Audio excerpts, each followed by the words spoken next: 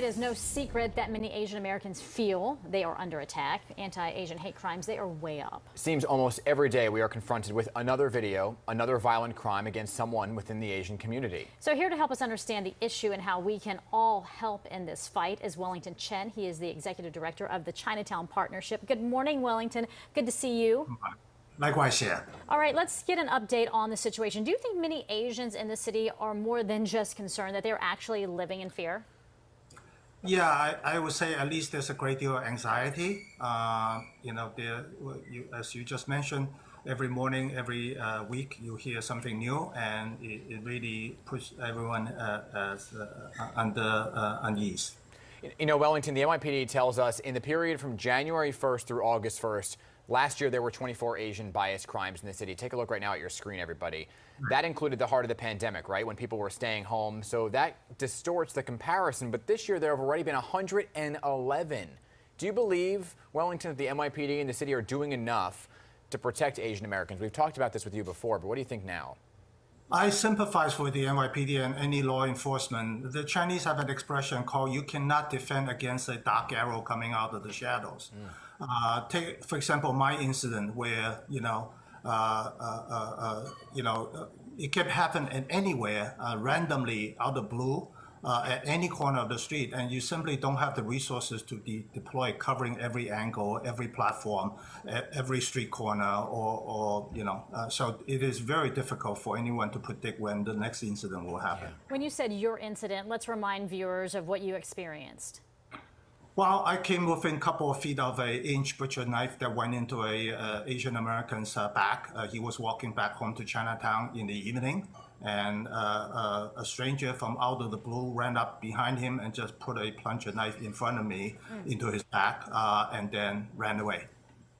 You know, we were just taking a look at some of the video from another incident right here. It's a subway attack back in March at the East Broadway F train stop. You know, it is brutal for just what seems like no reason. Do you believe, Wellington, Asians are being targeted because people are linking them with COVID-19, especially in light of what we heard in terms of some of the language being used by the former president about comments liking COVID-19 to Kung flu? What do you think here? Yeah, I mean, we consulted a crisis management expert early on, and he predicted that this was going to happen, but it turns out to be far worse than even what he thought would happen. Because historically, there's a need to find scapegoat. And unfortunately, this time is anyone with an Asian face. And so the incident you just mentioned literally happened less than 24 hours of my stabbing in front of me. So that was right the next day. The evening before, a man got stabbed with an inch knife, and then the next noontime, somebody got maced in the middle of center heart of Canal and Bowery, and then that evening, this poor man got pummeled on the eastern end of Chinatown subway station. But Wellington, I think the thing folks are trying to understand, if there was indeed a connection between the former president and his rhetoric, he is no longer in office. There is a new president in office, and that kind of rhetoric is not being said, but yet we're seeing the number of attacks continue to go up. So why do you think that is? Yeah, I think that there is a number of factors. One of them is obviously the rising tension between China and U.S., and which unfortunately it has nothing to do with Asian Americans that are here, or Korean Americans, or Filipinos, or Singaporeans. But there's also there's not a well understood lack of connection between the two. So this is very similar to the Germans got treated the same way in the early part of World War I here, or the Japanese American during World War II, and unfortunately. There's a looming crisis of this tension between the Far East, between China, Taiwan, Hong Kong, and so this is, unfortunately, it will continue.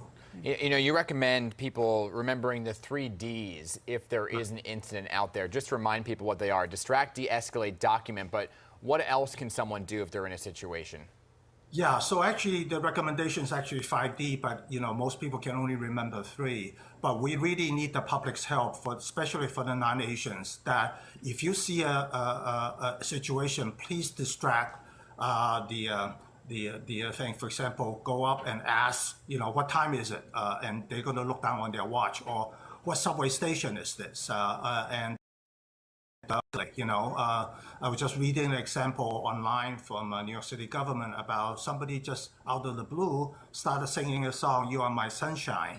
And so it just to distract and more importantly, if you're not going to do anything, at least document it, which is to say. Anything specific, Wellington? I don't want to cut you off, but in the interest of time, because a lot of these attacks are happening on women, they do seem like easy targets. Any additional advice as to what women can do, Asian American women? Great question, Betty. Please carry a personal alarm or a whistle. There's a great project called the Yellow Whistle, which is giving out whistles by the hundreds for free. Our office just got several hundred hand-delivered last week by a young lady. And so if you need whistles to carry with you, please let us know, or go to Yellow Whistle, or just simply buy a simple one that can carry in your pocket, or those personal alarms that you can pull the trigger to let the majority know that you are under duress, you're being harassed, and you need the assistance of the other bystanders to stand up for you, to block the door, to shout the man down, or the whoever is the harasser or the attacker, and just say, don't do this. It's about alerting folks to give you the help that's needed at that particular time. All right, Wellington Chen, as always, thank you so much for your efforts. Thank you for joining us today as well. Thank you for having me. Thank you.